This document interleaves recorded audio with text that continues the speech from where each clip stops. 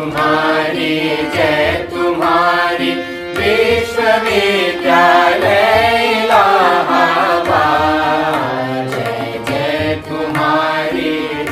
तुम्हारी विश्वविद्यालय इलाहाबाद। ज्ञान उद्गम ज्ञान संगम ज्ञान के इतिहास। ज्ञान उद्गम ज्ञान संगम ज्ञान के इतिहास। शत शत नमन है विश्वविद्यालय इलाहाबाद। सुंदरम सत्यम शिवम अवधारणा।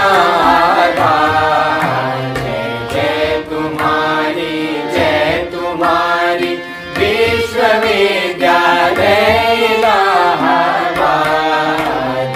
जय तुम्हारी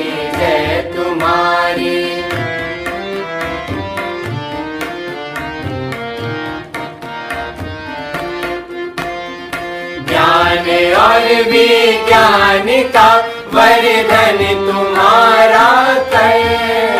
साहित्य और संगीत की सेवा तुम्हारा धर्म। सबके लिए सब दिन तुम्हारा खुला शिक्षा द्वार।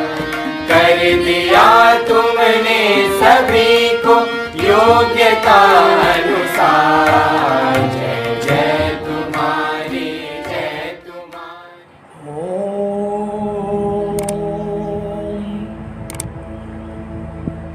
सच्चिदानंद रूपाय विश्वोत्पत्त्यादिहेतवे तापत्रय विनाशाय श्रीकृष्णाय वयं नमः। जन्माद्यस्य यतोऽन्वयादितरतश्चार्थेषु स्वराट् तेने ब्रह्महृदायादिकवये मुह्यन्ति यत्सु तेजो वारिमृदां यथा विनिमयो यत्र त्रिसर्गो मृषा धाम्ना स्वेन सदा निरस्तकुहकं सत्यं परं धीमहि। यं प्रव्रजन्तमनुपेतमपेतकृत्यं द्वैपायनो विरह कातरयाजुहाव। पुत्रेति तन्मयतया तरोभिनेदुः तं सर्वभूतहृदयं मुनिमानतोऽस्मि। ॐ पूर्णमदः पूर्णमिदं पूर्णात् पूर्णमुदच्यते पूर्णस्य पूर्णमादाय पूर्णमेवावशिष्यते।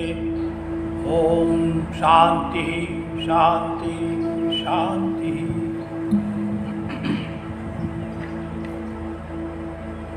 जगत विख्यात इलाहाबाद विश्वविद्यालय प्रयागराज के परास्नातक के प्रिय तेजस्वी छात्रों और छात्राओं,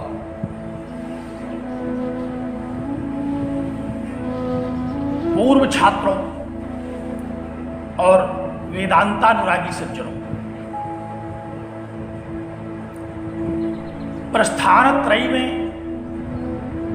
भगवान बादरायण कृत ब्रह्म सूत्रों और श्रीमद्आदि जगत गुरु शंकराचार्य कृत प्रसन्न गंभीर शारीरिक भाष्य के आधार पर हम लोग ब्रह्मसूत्र शांकर भाष्य पर चर्चा कर रहे हैं। बहुत ही महनीय है शास्त्र है यह।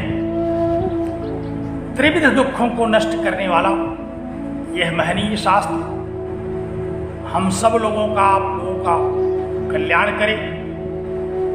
इस शुभकामना के साथ में आप सब लोगों को नमस्कार करता हूं और नित्य शुद्ध बुद्ध मुक्त सत्य स्वभाव परम पिता परमेश्वर से यह प्रार्थना करता हूं कि यह महनीय शास्त्र हम लोगों की बुद्धि में स्थान प्राप्त कर ले, हम लोगों को समझ में आए, हम लोगों का चित्त एकाग्र हो।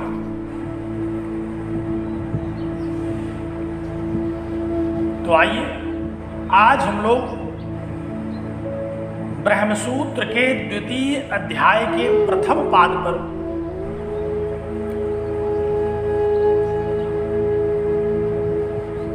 चर्चा करेंगे।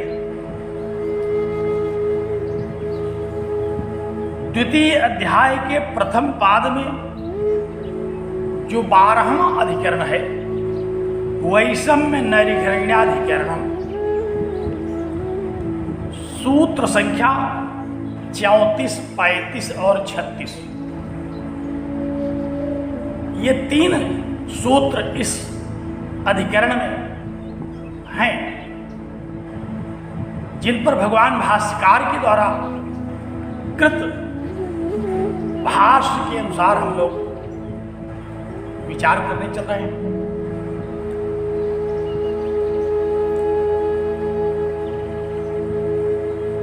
चित्त एकाग्र करें, बड़ा ही महत्वपूर्ण और बहुत ही रोचक विषय है।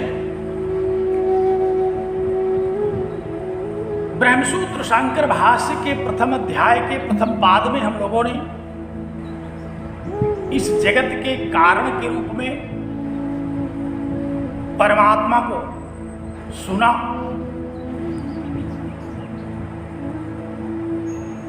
जन्माद्यस्यतः, इस सूत्र में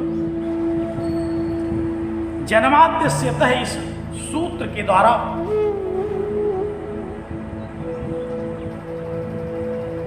यह अवगत हुआ कि इस जगत का, जड़ जंगम जगत का, इस ब्रह्मांड का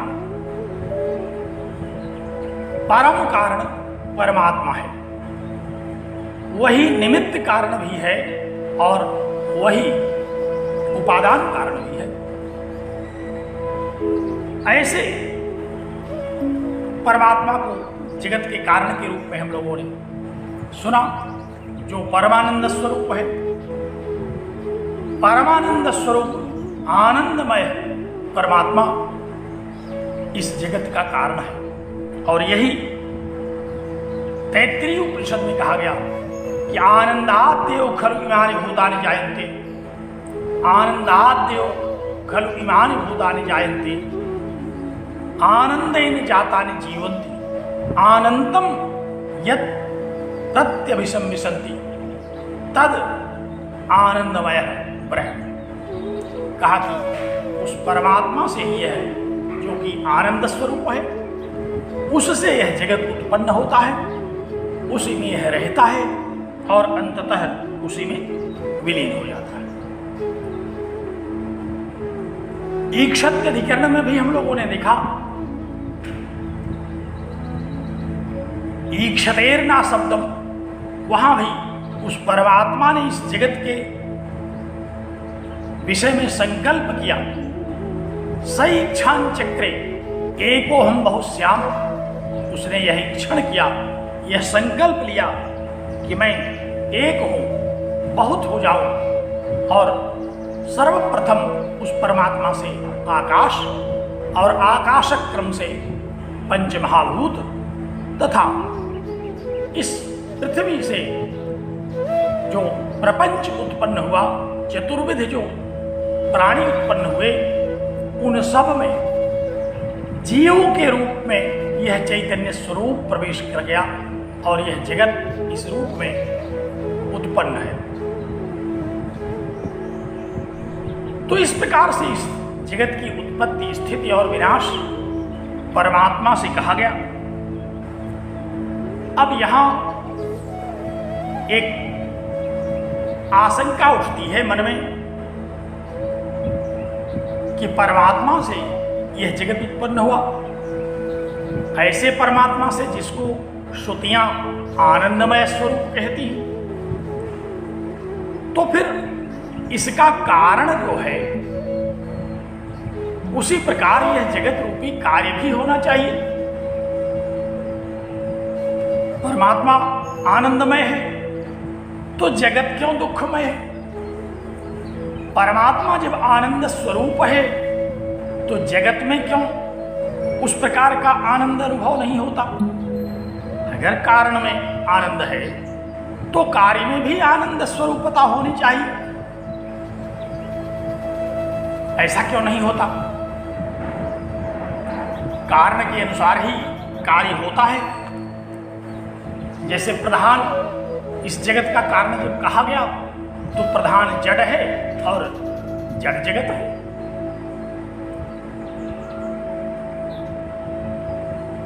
वहां तो प्रकृति और पुरुष के संयोग से जड़ और चेतन दोनों इस जगत की कारणता में सन्नद्ध हैं और यह संसार भी जड़ और चेतनात्मक है। लेकिन वेदांत की मान्यता के अनुसार तो आनंदमय स्वरूप परमात्मा इस जगत का कारण है, तो फिर इस जगत को आनंदमय स्वरूप होना चाहिए, आनंद ही आनंद होना चाहिए। फिर क्यों हम लोग त्रिविध दुख के इस बंधन में पड़े हुए हैं? यह एक जिज्ञासा है, यह एक आशंका है। इसलिए पूर्व पक्षी लोग कहते हैं कि यह परमात्मा इस जगत का कारण नहीं है, क्योंकि परमात्मा यदि जगत का कारण होता तो परमात्मा का कोई न कोई स्वरूप तो यहां अभिव्यक्त होता। वो नित्य शुद्ध बुद्ध मुक्त सत्य स्वभाव है। जगत जो है वह मिथ्या है, अनित्य है। परमानंद स्वरूप परमात्मा है, जगत त्रिविध दुखमय है। तो फिर कारण के अनुसार ही कार्य होना चाहिए। लेकिन यहां ऐसा प्रतीत नहीं हो रहा है। इसका तात्पर्य यही हुआ कि ये परमात्मा इस जगत का कारण नहीं है। इस पूर्व पक्ष को लेकर के सूत्रकार और भाष्यकार परमात्मा ही इस जगत का कारण है, इस विषय का प्रबलतया प्रतिपादन कर रहे हैं। कहते हैं नहीं, परमात्मा ही इस जगत का कारण है। भाष्य की पहली पंक्ति को देखिए, पुनश्च जगत जन्मादि हेतु तुम ईश्वर से आक्षिप्यते।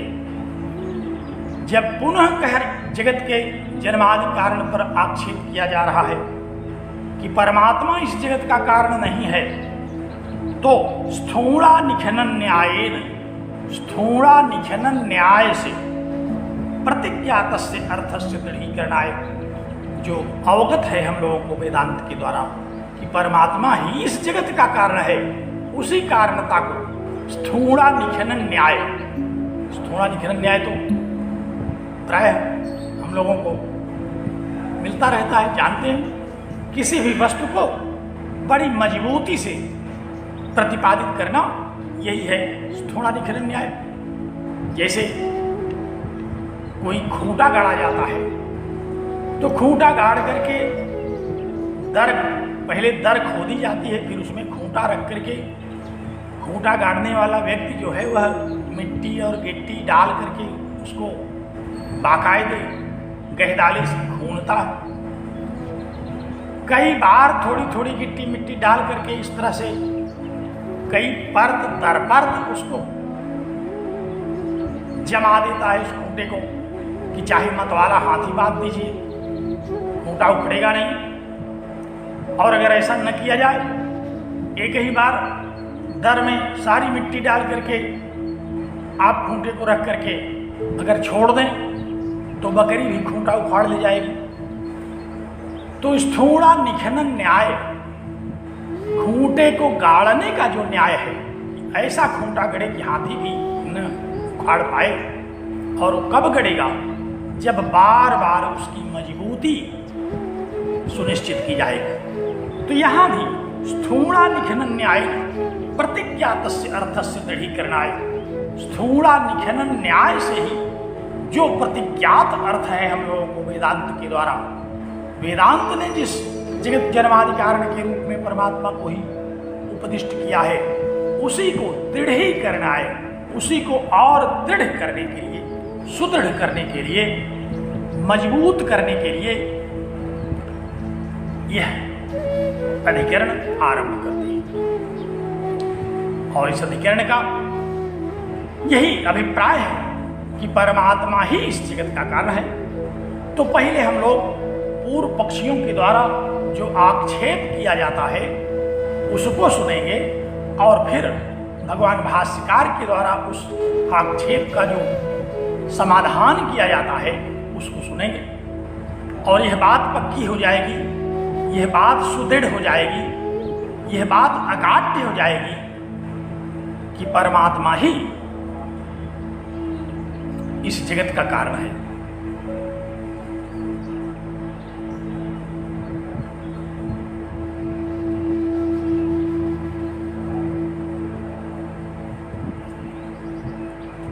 चित्त एकाग्र करें, भाष्य देखें। कहा कि नेश्वरो जगतः कारण पद्यते, ईश्वर इस जगत का कारण नहीं है। क्या किया आशंका? नेश्वरो जगतः कारण पद्यते, ईश्वर तो इस जगत का कारण उपपन्न ही नहीं हो रहा है। परमात्मा तो इस जगत का कारण प्रतीत ही नहीं हो रहा है, समीचीनता को ही नहीं प्राप्त हो रहा है। क्यों नहीं हो पा रहा है? कहा इसलिए कि परमात्मा का जो स्वरूप है उसके स्वरूप से इस संसार में कोई स्वरूप ही नहीं दिखाई पड़ रहा। जैसे सांख्य में हम लोग पढ़ते थे प्रकृति त्रिगुणात्मिका है, सत्व रजस तमस तीनों गुण है प्रकृति में, और ये जगत उत्पन्न होता है इसमें भी तीनों गुण है, सत्व रजस तमस, और इसीलिए सुख दुख मोह इस जगत में है।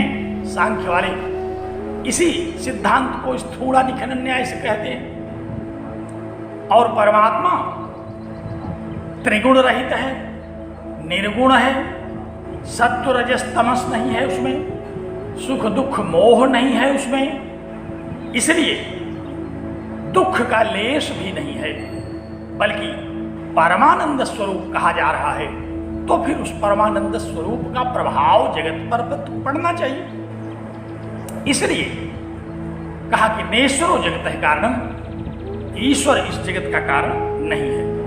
होता है, क्यों नहीं है? कहा कि एक तो जो ईश्वर का स्वरूप है, जो परमात्मा का स्वरूप है, वह स्वरूप यहाँ कुछ प्रतीत नहीं हो रहा है, कुछ दृष्टिगोचर नहीं हो रहा है, बल्कि दो दोष परमात्मा के ऊपर लग रहे हैं। परमात्मा के ऊपर दो प्रकार के आरोप लग रहे हैं। अगर हम लोग इस जगत को परमात्मा की रचना मान लें तो परमात्मा के ऊपर दो आरोप लग सकते हैं, और लगाते भी हैं लोग। कहा कौन से आरोप? कहा कि वैषम्य नैर्घृण्य प्रसंगात, वैषम्य नैर्घृण्य, ये दो आरोप परमात्मा पर लगेंगे। पहला आरोप क्या है? कहा कि वैषम्य, पक्षपाती है, विषम सृष्टि की रचना करता है, किसी को अच्छा बना देता है, किसी को बुरा बना देता है, किसी को सुखी बना देता है, किसी को दुखी बना देता है। तो बहुत पक्षपात कर रहा है। एक प्रकार बनाना चाहिए, आप्त काम है उसको इस संसार की बहुरूपता में क्या मिल रहा है, लेकिन उसने अनेक रूप का ये संसार बना दिया। कोई वस्तु किसी को अच्छी लगती है, कोई वस्तु किसी को अच्छी नहीं लगती, कोई दुखी है, कोई सुखी है। तो वैषम्य प्रसंगात, पहला तो विषमता का आरोप है इस पर, वो पक्षपाती है, अन्याय कर रहा है। प्राय हम लोग सुनते हैं कोई किसी आपदा में फंसता है तो कहता है ईश्वर ने हमारे साथ बड़ा अन्याय किया, ईश्वर ने हमको बड़ा परेशान किया। हम लोग आए दिन इस बात को सुनते हैं, यदा कदा कर भी देते हैं कि ईश्वर बहुत अन्याय कर रहा है हमारे साथ। तो पहली बात तो यही है कि दोषारोपण ईश्वर पर हो रहा है। अगर ईश्वर को हम लोग इसका कारण मान लें तो इस दोष से फिर वो बच न पाएगा कि उसमें विषमता का, अन्याय का, पक्षपात का आरोप लग रहा है। दूसरा कहा नैर्घृण्य प्रसंगात, बड़ा ही निर्घृण है, बड़ा निष्ठुर है, बड़ा निर्दयी है, बड़ा क्रूर है। क्योंकि इस संसार में किसी को बहुत सुख दे रहा है, किसी को बहुत दुख दे रहा है। कोई 100 वर्ष तक जीवित है, कोई मरने की कामना कर रहा है कि हम अब इस संसार के दुख को नहीं भोग पा रहे, आत्महत्या कर ले रहा है। कोई 100 वर्ष के बाद भी जीने की प्रबल इच्छा में लगा हुआ है। आप लोग अपनी पुस्तक में देखें, मैंने सूत्र संख्या भी बताया इसलिए। सत्यानंदी दीपिका अगर आप लोगों के पास हो तो पृष्ठ संख्या 395 पर आप पहुंच जाएं खट से, और वहां सूत्र संख्या 34 पर मैं चर्चा कर रहा हूं। सूत्र है वैषम्य नैर्घृण्ये न सापेक्षत्वात् तथा ही दर्शयति। इस सूत्र पर मैं चर्चा कर रहा हूं। सब लोग पुस्तक पर पहुंचिए। तो 2 प्रकार के आरोप पूर्व पक्षियों ने बताए। यदि ईश्वर को जगत का कारण मानते हैं, यदि परमात्मा को जगत का कारण मान लिया जाए, तो इसके ऊपर 2 आरोप लगा रहे हैं। क्या कहा? एक तो ये बड़ा अन्यायी है, किसी को सुखी कर दे रहा है, किसी को दुखी कर दे रहा है। दूसरा बहुत निष्ठुर है, ये पैदा करता है तो मार क्यों डालता है, संहार कर ले रहा है, किसी को अल्पायु में संहार कर ले रहा है, किसी को पूर्णायु में भी नहीं कर रहा है। तो ये 2 अन्याय है, ये 2 आरोप हैं। इसी बात को भगवान भाष्यकार थोड़ा और सुस्पष्ट कर रहे हैं। कहते हैं कि कांश्चिद अत्यंत सुख भाजह करोति देवादीन। कहा कुछ तो देवता लोग हैं, उनको अत्यंत सुखी कर दिया, उनके यहाँ सुख ही सुख है, वहां दुख का नामो निशान नहीं है। स्वर्गे लोके न भयम किंचनास्ति। स्वर्गलोक में कोई भय नहीं है, कोई रोग नहीं है, कोई मृत्यु का भय नहीं है, कोई मरने से नहीं डरता, सब आनंद कर रहे हैं स्वर्गलोक में। तो देवताओं को बड़ा आनंद दिया, इसने अमर कर दिया, आनंद ही भोग रहे हैं। स्वर्ग की अनुभूति बड़ी आनंददायी है। यन्न दुखेन संभिन्नम न च ग्रस्तमनंतरम। हम लोगों ने तंत्र वार्तिक में देखा था कि जहां दुख का रंज मात्र नहीं है, दुख का लेश नहीं है, और मृत्युलोक की तरह जैसे यहाँ कुछ दिनों तक सुखी रहते हैं तो फिर दुख आकर के घेर लेता है, वहां ये भी नहीं है, लगातार सुख ही सुख है, वहां कोई दुख नहीं रहता। इसलिए देवादीन देवताओं को अत्यंत सुख भाजह करोति, अत्यंत सुखी करता है। अत्यंत सुखी माने कि वहां दुख है ही नहीं, केवल सुख है, सुख ही सुख है, सुख के अतिरिक्त वहां कुछ है ही नहीं। तो आखिर ऐसा क्यों किया?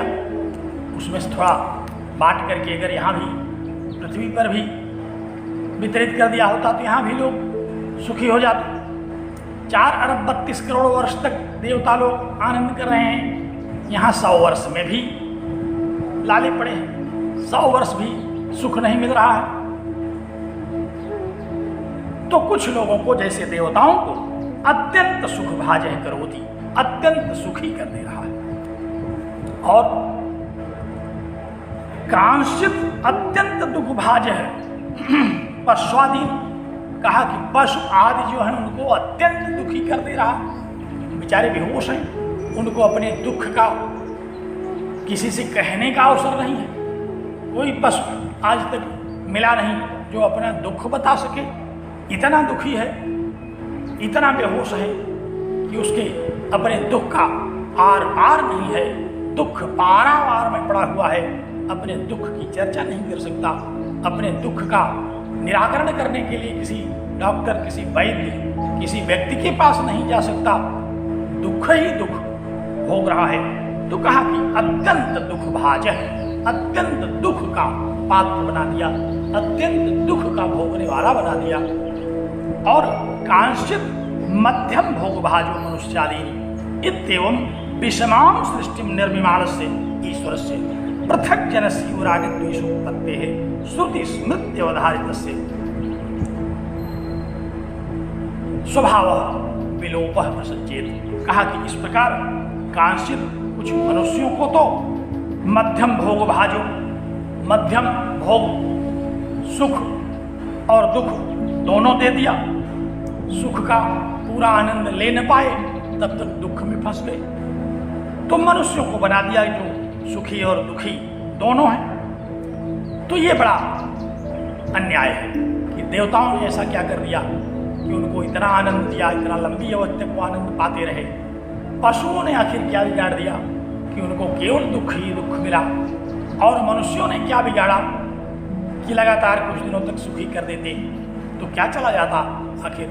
लेकिन सुख जब आता भी है तो दुख पीछे पीछे चला आता है। डरते रहते हम लोग कि भाई जल्दी जल्दी काम निपटाओ, कहीं फिर से तीसरी लहर में आ जाए, बड़ी समस्या है। तो इस प्रकार विषमाम सृष्टि, विषम सृष्टि है, सृष्टि की विषमता है। विषम भोग भोगने वाले लोग यहाँ हैं। देवता लोग आनंद ही आनंद, पशु दुख ही दुख, मनुष्य दोनों में नहीं है। इस प्रकार बड़ी विषम सृष्टि निर्मिमाण से ईश्वर से, इस विषम सृष्टि को निर्मित करता हुआ ईश्वर पृथक जनस्य इव। कहा ये तो ऐसे मनुष्य की तरह दिखाई पड़ रहा है जो पृथक जन, पृथक जन माने अत्यंत खर, पामर, अधम जिसको कहते हैं। कहा जैसे कोई बड़ा ही अधम मनुष्य हो, बिना किसी कारण के ही वह लोगों को परेशान करता हो। जो बड़े ही दुष्ट हैं वो बिना किसी कारण के परेशान करते हैं। अकारणाविष्कृत वैर दारुणात् असज्जनात् कस्य भयं न जायते, हम लोगों ने पढ़ा है। अकारण आविष्कृत कर लेते हैं वैर, ऐसे लोगों से भला कौन भयभीत नहीं होगा। तो कहा ये ईश्वर तो ऐसे ही कर रहा है कुछ कि किसी को परम सुख दे रहा है, किसी को परम दुख दे रहा है यहाँ, और हम लोग एक ओर के भी नहीं हो रहे हैं, न सुखी ही होने पा रहे हैं, न दुखी कायदे से हो रहे हैं कि प्राण निकल जाए।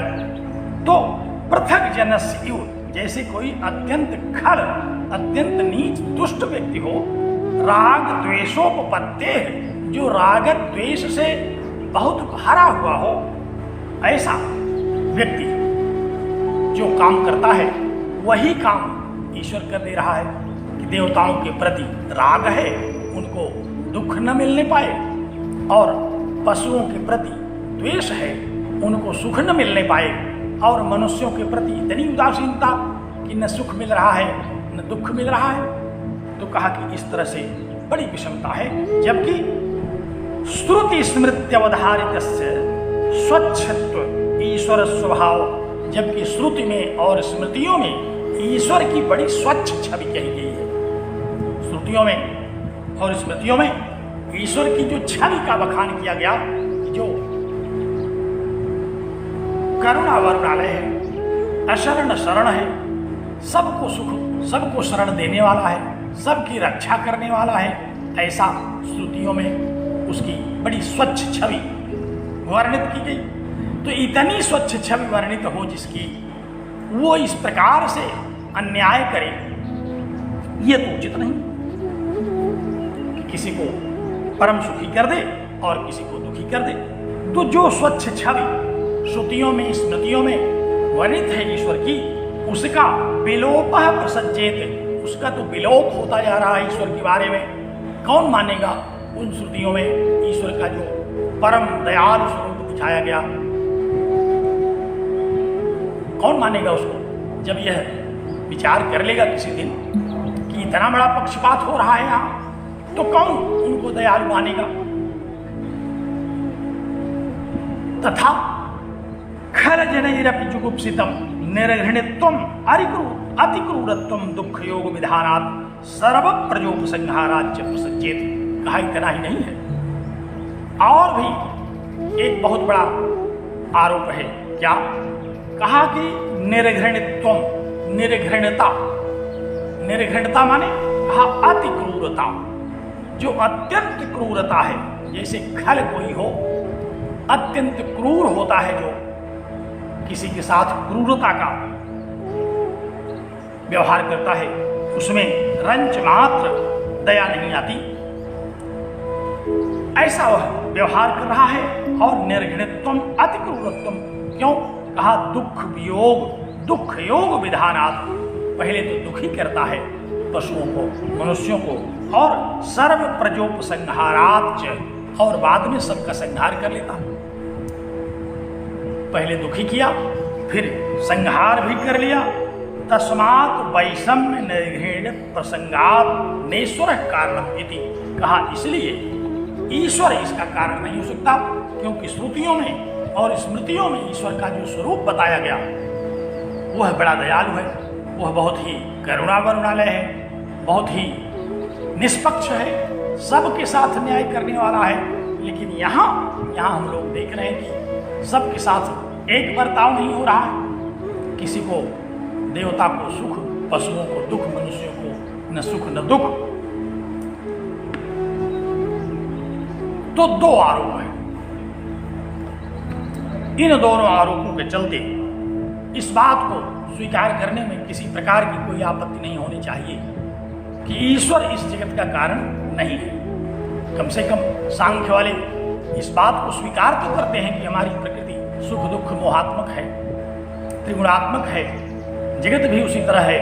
और यहाँ तो परमात्मा न त्रिगुणात्मक है, न सुख दुखात्मक है, बल्कि वो निर्गुण है, निराकार है, परमानंद स्वरूप है। ऐसा कारण और कार्य कैसा, दोनों में कोई सामंजस्य नहीं। और इस प्रकार के दो आरोप लगते हैं। एवं प्राप्ति ब्रूमः, इस प्रकार पूर्व पक्ष प्राप्त होने पर ब्रूमः कहते हैं। क्या कहते हैं? अब यहीं आप सूत्र का अर्थ देख लें तो आपको समझ में आ जाए। सूत्रार्थ क्या कहते हैं? कहते हैं कि वैषम्य नैर्घृण्ये न, ये जो दो आरोप लगाए जा रहे हैं, वैषम्य और नैर्घृण्य, अन्याय और क्रूरता, कहा ये न, ये दोनों नहीं है।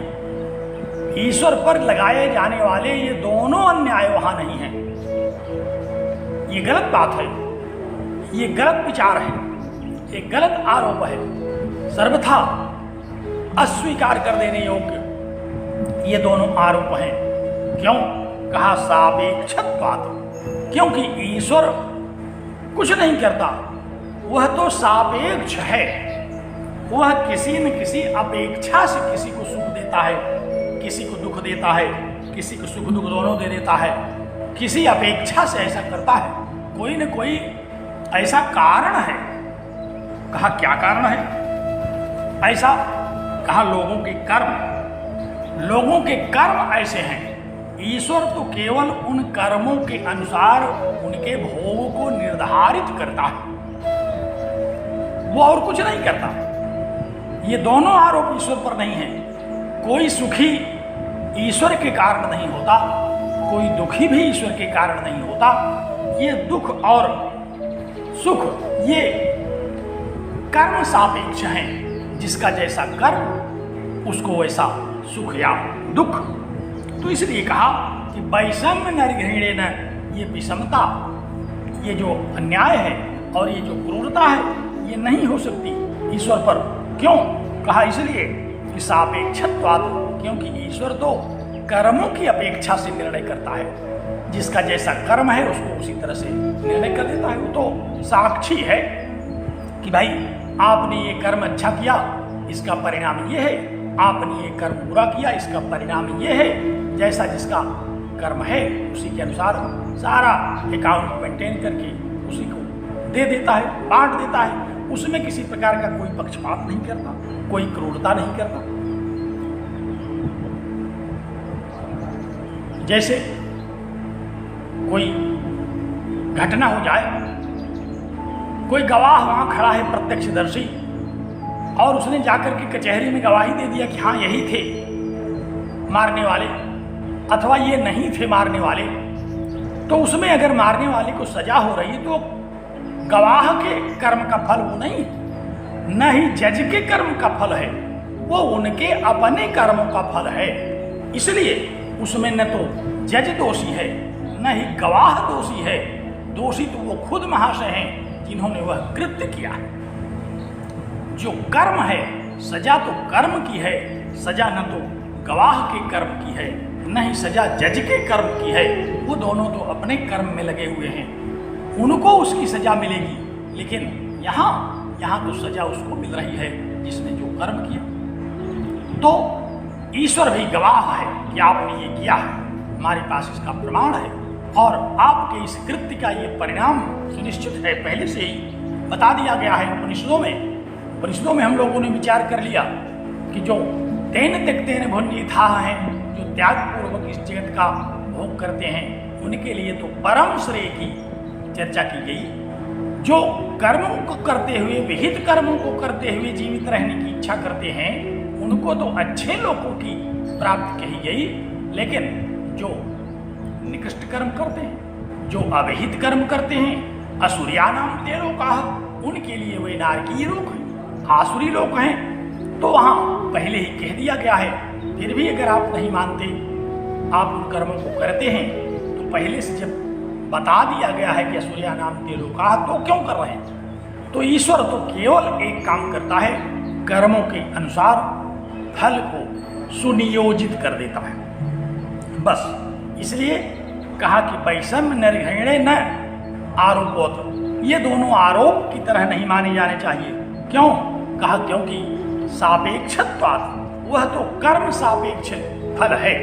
आपको देवताओं को जो सुख मिला वो उनके अपने कर्म का फल मिला, पशुओं को जो दुख मिला वो उनको अपने कर्म का फल मिला, मनुष्यों को जो कर्म फल मिल रहा है सुख और दुख, वो हमको अपने कर्मों का फल मिल रहा है। इसलिए वैषम्य निर्घृणे न, विषमता और क्रूरता ये दोनों आरोप वहां नहीं है, क्योंकि फल तो सुख दुख तो कर्म सापेक्ष है।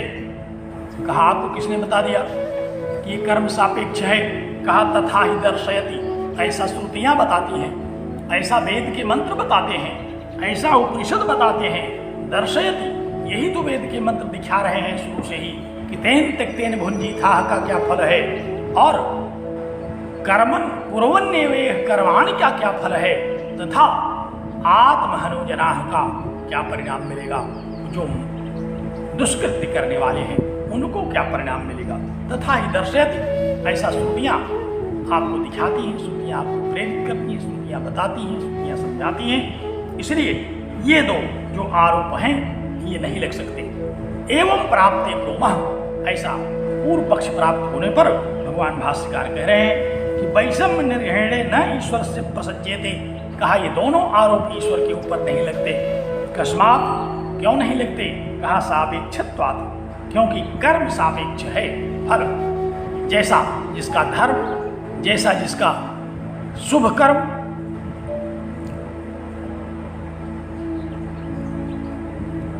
शुभ कर्मों का शुभ फल और अशुभ कर्मों का अशुभ फल।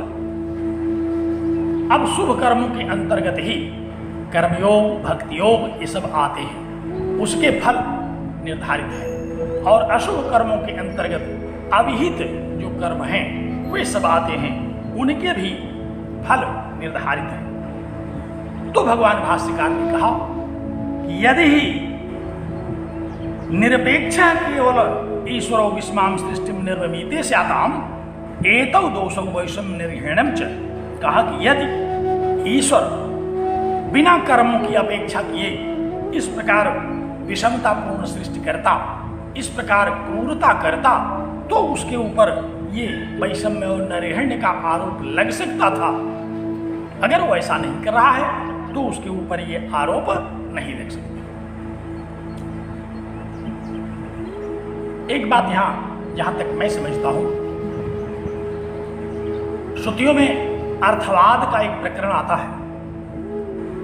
किसी भी वस्तु की प्रशंसा करने के लिए अर्थवाद हम लोग देखते हैं, निंदा का करने के लिए भी वहां अर्थवाद देखते हैं। इसी प्रकार ढेर सारे ऐसे अर्थवाद वाक्य आते हैं कि भक्त के द्वारा कर्मों के फल बदल दिए जाते हैं। ये अर्थवाद है, क्योंकि कर्मों का फल कैसे बदल दिया जाएगा भक्त के द्वारा? भक्ति के द्वारा तो चित्त निर्मल होगा, भक्ति के द्वारा आगे आप उचित कर्म करेंगे, लेकिन भक्ति के द्वारा आपने जो कर्म कर दिया है उसको तो भोगना ही पड़ेगा। या तो आप इतने प्रबल भक्त हों, इतनी साधना करें कि आप इसी जन्म में परम ज्ञानी हो जाएं और ज्ञानाग्नि सर्वकर्माणि भस्मसात् कुरुते अर्जुन, उस दशा को पहुंच जाएं कि आपकी ज्ञानाग्नि में सारे कर्म भस्मसात हो जाएं। जैसा कि भगवान श्री कृष्ण ने कहा कि इतनी प्रचंड साधना हो जाए, ज्ञान की प्राप्ति हो जाए कि सारे कर्म उसमें भस्म हो जाए। भक्ति की साधना के द्वारा आपको वो सिद्धि प्राप्त हो जाए कि आपके सारे कर्म भस्म हो जाए, तब तो यह बात स्वीकार करने योग्य है। लेकिन अगर ऐसा नहीं है तो दुष्कृत्य करके अगर कोई चाहे कि हम थोड़ी सी भक्ति कर लें और हमारे दुष्कृत्य का फल बदल जाए, तो ये केवल अर्थवाद है, ये माना नहीं जा सकता। ये केवल भक्त की प्रशंसा हो सकती है। भक्त की प्रशंसा के रूप में शास्त्रों में इसकी चर्चा आती है कि कम से कम अब से सुधर जाओ, अब से भक्ति करो, अब से कुकृत्यों से दूर हट जाओ। और अगर अब से कुकृत्यों से दूर हट जाओगे तो ये जो अब तक कुकृत्य किए गए हैं ये कर्म धीरे धीरे निष्प्रभावी हो जाएंगे, अपने अच्छे कर्मों के फलों को प्राप्त कर सकते हैं, भोग सकते हैं। लेकिन ये बिल्कुल तार्किक बात नहीं है, बिल्कुल ऐसा कोई आधार नहीं है श्रुतियों में कि जघन्य पाप करने के बाद आप कहें कि उस जघन्य पाप को थोड़ी सी भक्ति करके आप डायल्यूट कर दें, उसको निष्प्रभावी कर दें, तो ऐसा नहीं हो सकता। हाँ, तो कहा कि यदि कर्म निरपेक्ष केवल ईश्वरो विस्माम सृष्टिम निर्ममीते से आता, यदि कर्मों को ध्यान में रखे बिना, कर्मों की अपेक्षा किए बिना ईश्वर इस सृष्टि की रचना करता, किसी को सुखी दुखी बना देता, तब तो ये दोनों आरोप होते। लेकिन न तो निरपेक्ष से निर्मातृत्व अस्ति, यहाँ निरपेक्ष निर्मातृत्व नहीं है, निरपेक्ष रचना नहीं है जगत की।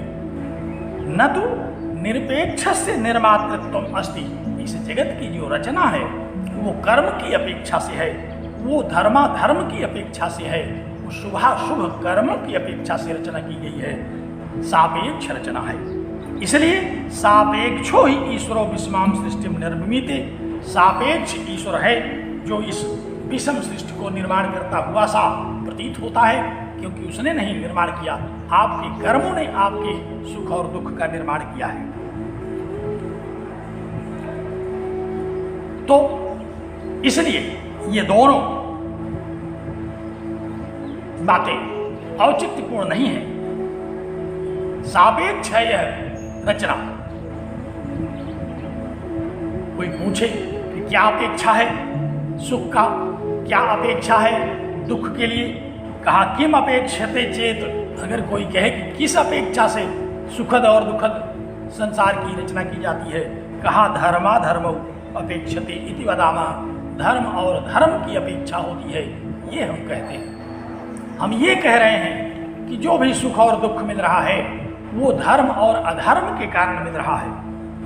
अतः सृज्यमान प्राणि धर्माधर्मापेक्षा विषमाम सृष्टि नायम ईश्वर से अपराध, इसलिए ये ईश्वर का अपराध नहीं है कि कोई सुखी है कोई दुखी है, ये उसके अपने कर्मों की अपेक्षा से उसको सुख और दुख मिल रहे हैं। ईश्वरस्तु पर्जन्यवत दृष्टव्य, ईश्वर तो बादल की तरह देखना चाहिए, जैसे बादल समान गति से वृष्टि करता है, लेकिन बीज जिसका जैसा है, बादल तो बरस गया, लेकिन ऐसा नहीं है कि अब आम के बीज से नीम का पौधा निकले, बीज तो पौधे का ही होगा, फल तो उस बीज का ही होगा। तो जिसका शुभ कर्म है उससे सुखद, और जो अशुभ पाप कर्म है उनके लिए दुखद फल की प्राप्ति तो होगी, क्योंकि इस सृष्टि की रचना ही सापेक्ष है। कहा कि यथा ही पर्जन्यो व्रीहि अवादि संसृष्टो साधारणम कारणम भवति, जैसे बादल जौ गेहूं इत्यादि के उगने का साधारण कारण होता है, वह केवल जल प्रदान करता है, ब्रीह्यवादि वैषम्य तु तत्तद बीजतान एवं असाधारणानि कार्याणि सामर्थ्यानि कारणानि भवन्ति। कहा कि लेकिन असाधारण कारण क्या है? कहा असाधारण कारण तो बीज है, असाधारण कारण तो क्षेत्र है, बादल तो साधारण कारण है। उसी तरह से एवं ईश्वरो देव मनुष्य आदि सृष्टि साधारणम कारणम भवति। इसी प्रकार ईश्वर, देवता, मनुष्य, पशु, इन सब के सृष्टि का एक साधारण कारण है। असाधारण कारण तो उनके अपने कर्म है। असाधारण जो भोग है, सुख का, दुख का, सुख दुख का मिश्रित भोग जो है, वह उनके कर्म हैं जो कि असाधारण कारण है। ईश्वरस्तु साधारणम कारणम, ईश्वर जो है वह साधारण कारण है। देव मनुष्यादि वैषम्य तु तत्तद बीजगतानि एवं असाधारणानि कारणानि भवन्ति। एवं ईश्वर जो कर्म जैसा किया, अगर सुखद कर्म किया, शुभद कर्म किया तो देवता होंगे, और दुखद कर्म किया तो पशु होंगे, मिश्रित कर्म किया तो मिश्रित योनियों में जाएंगे। इसलिए सापेक्षत्वात् न वैषम्य निर्घृणाभ्याम दुष्यति। इसलिए सापेक्ष सृष्टि होने के कारण ईश्वर पर, परमात्मा पर ये वैषम्य और नैर्घृण्य, ये अन्याय और क्रूरता, ये दोनों आरोप नहीं लग सकते। कथम पुनः अवगम्यते सापेक्ष ईश्वरो नीच मध्यम उत्तम संसारम निर्मिते। कैसे इस बात को जाना जाए, कैसे हम इसको समझें कि आप जो कह रहे हैं वही सही है, कर्म सापेक्ष है, सुख दुख है, इसको हम किस आधार पर स्वीकार करें? कहा तथा ही दर्शयति श्रुति, ऐसा श्रुतियां दिखाती हैं। क्या श्रुति है? कहा एष हेव साधु कर्म कारयति तम यमेभ्यो लोकेभ्यो उन्निष्टे एष उ एव असाधु कर्म कारयति यम अधो निर्दिष्टे। कहा कि जो अच्छे कर्म करते हैं वो उत्तम लोक को जाते हैं, जो बुरे कर्म करते हैं वो अधम लोकों को जाते हैं। तो इस प्रकार ईश्वर जो अच्छे कर्म करते हैं उनसे अच्छा कर्म करवाता है, जो बुरे कर्म करते हैं उनसे बुरा कर्म करवाता है। तो जिनको अच्छा फल प्राप्त करना है उनसे अच्छा कर्म करवा देता है, अच्छे कर्म का वो अच्छा फल पाते हैं। और जो बुरे कर्म में अभिरुचि रखने वाले हैं, बुरे कर्म में लग गए, उनसे बुरा कर्म करवाता है। कर्म वो करवाता है, लेकिन निर्णय आपका है कि आप करेंगे क्या। आपको स्मरण होगा श्रेयश्च प्रेयस्य मनुष्य में तक श्रुति में कहा गया कि श्रेय और प्रेय आपके पास आते हैं। जब श्रेय और प्रेय दोनों आपके पास आते हैं तो यदि आप विवेकी हैं तो विवेक से आप ये निर्णय लेंगे कि आप श्रेय को ग्रहण करने जा रहे हैं कि प्रेय को ग्रहण करने जा रहे हैं। अगर आपने विवेकपूर्ण निर्णय लेकर के प्रेय का ही ग्रहण कर लिया तो फिर आपको उसी दिशा में सफलता प्राप्त होगी। अगर आपने श्रेय का ग्रहण कर लिया विवेकपूर्ण ढंग से तो उसी की सफलता प्राप्त होगी, लेकिन निर्णय तो आपका होगा। बुद्धि तो आपको भगवान ने पहले ही दे रखी है, उस बुद्धि से आपको निर्णय लेना होगा। मनुष्य तो उसने आपको बना रखा है, बुद्धि आपको दे रखा है, विवेक आपके पास है, विद्या और अविद्या दोनों आपके पास आते हैं। आपको निर्णय लेना होगा। इसलिए श्रुतियां दिखाती हैं कि आपने निर्णय क्या लिया, आपने कर्म कौन सा चुना, उस कर्म को भोगना पड़ेगा, क्योंकि आपके कर्मों का प्रभाव आप पर पड़ेगा। आपके कर्मों का प्रभाव ईश्वर पर नहीं पड़ेगा। ईश्वर तो आपके कर्मों का एक लेखा जोखा रखता है, आपके कर्मों के अनुसार जो उसका निर्धारित फल है उसको प्रदान करता है। ये श्रुतियां दिखाती हैं, स्मृतियां दिखाती हैं। चंद्र विजय जी कह रहे हैं न माम कर्माणि लिप्यन्ति। स्मृतियां भी कहती हैं कि मुझ में आपके कर्म लिप्त नहीं होंगे कि आप बुरा कर्म किए और हम प्रभावित हो जाएं आपसे कि आपको अच्छा फल दे दें, ऐसा नहीं होगा। आपने जो किया, आपने जो बीज बोया उसका फल आपको मिलेगा। तो ऐसा श्रुति कह रही है। पुण्यो वै पुण्येन कर्मणा भवति पापः पापेन। श्रुति कह रही है कि पाप के द्वारा पाप कर्म होते हैं, पुण्य के द्वारा पुण्य कर्म होते हैं। पाप करने वाले दुख के भागी होते हैं, पुण्य करने वाले सुख के भागी होते हैं। इति स्मृतिरपि प्राणि कर्म विशेष अपेक्षमेव ईश्वर से अनुग्रहित तो तुम निग्रहित तुम च दर्शयति। कहा स्मृति भी कहती है, भगवद गीता भी कहती है, ये माम यथा प्रपद्यन्ते तांस तथैव भजाम्यहम्, जो हमको जिस रूप में भजन करते हैं, हमको जिस रूप में पाना चाहते हैं, मैं उनको उसी रूप में मिलता। तो श्रुतियाँ भी कहती हैं, स्मृतियाँ भी कहती हैं कि जो जिस रूप में हमको प्राप्त करना चाहता है, मैं उसको उस रूप में मिलूंगा। जो जैसे कर्म का निर्णय लेगा, मैं उससे वह कर्म कराऊंगा। तो इस सृष्टि की जो रचना है वह कर्म सापेक्ष है। सुख और दुख ये कर्म सापेक्ष हैं। इनका जो वितरण है वो कर्मों के आधार पर मिलता है। कर्म ही इसके निर्णायक तत्व हैं। ईश्वर इसका निर्णायक केवल साक्षी मात्र है। वहाँ घपला नहीं है कि आपके अच्छे बुरे में रख दिए जाएं, मेरिट बदल दी जाए, आपकी मार्कशीट दूसरे के साथ लगा दी जाए, ऐसा नहीं होगा। वहाँ होगा तो न्याय। तो वैषम्य नरघेणे न, ईश्वर पर ये दो आरोप नहीं लगाए जा सकते, क्योंकि सापेक्षत्वात्, कर्म सापेक्ष है, सुख और दुख। क्यों कहा तथा ही दर्शयति, क्योंकि श्रुति ऐसा दिखा रही है। बड़ा अच्छा निराकरण किया। लेकिन अब यहाँ एक सबसे बड़ी समस्या खड़ी हो गई आकर के कि ठीक है, ईश्वर जो है वो कर्म के अनुसार सुख दुख का निर्धारण करेगा, लेकिन जब ये जगत उत्पन्न ही नहीं हुआ था तब तो सदैव सौम्यदमग्रासीत एकमेवाद्वितीयम्, तब तो वो परमात्मा ही था। ये जगत तो उत्पन्न नहीं हुआ। ये जगत तो उसने इच्छण किया उत्पन्न करने का, तो तब ये जगत उत्पन्न हुआ। तो इसके पहले कौन कर्म हुआ था? इसके पहले तो कोई कर्म ही नहीं हुआ था। फिर किस कर्म के आधार पर किसी को देवता बना दिया, किसी को मनुष्य बना दिया, किसी को पशु बना दिया? इसका बड़ा गड़बड़ मामला है कि कर्म हम करेंगे तो ठीक है, हमें कर्म के अनुसार सुख और दुख मिले, लेकिन सृष्टि की उत्पत्ति के पहले किसने कर्म किया था?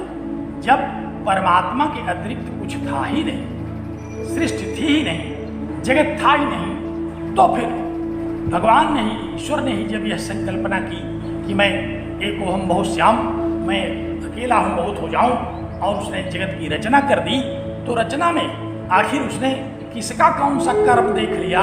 जब संसार पैदा ही नहीं हुआ था, जब हम लोग पैदा ही नहीं हुए थे, जब हमने कोई कर्म ही नहीं किया था। कर्म तो हम पैदा होने के बाद करेंगे, कर्म तो पैदा होने के बाद ही होंगे, उनके परिणाम सुख दुख के रूप में बाद में दिए जाएंगे। लेकिन हम जब पैदा ही नहीं हुए थे तब हमारा कर्म कहाँ से आ गया? तब सुख दुख मोह ये कहाँ से आ गए?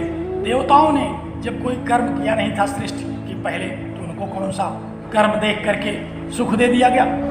पशुओं ने कोई कर्म ही नहीं किया था, जब पैदा ही नहीं हुए थे तो कर्म कब करते? उनको क्यों दुख दिया? और हम लोग भी जब नहीं थे तो हम लोगों को क्यों दे दिया गया दोनों कि लेके चलो घूमो? ये बड़ा गड़बड़ है। इसका क्या उत्तर है? अब अगला सूत्र इसका उत्तर देगा, जिस पर हम पुनः चर्चा करेंगे। तब तक आप लोग विचार करें, आनंद लें इस विषय का। तो आइए मंगलाचरण करें। ओम पूर्णमदः पूर्णमिदं पूर्णात् पूर्णमुदच्यते पूर्णस्य पूर्णमादाय पूर्णमेवावशिष्यते। ओम शांति शांति शांति।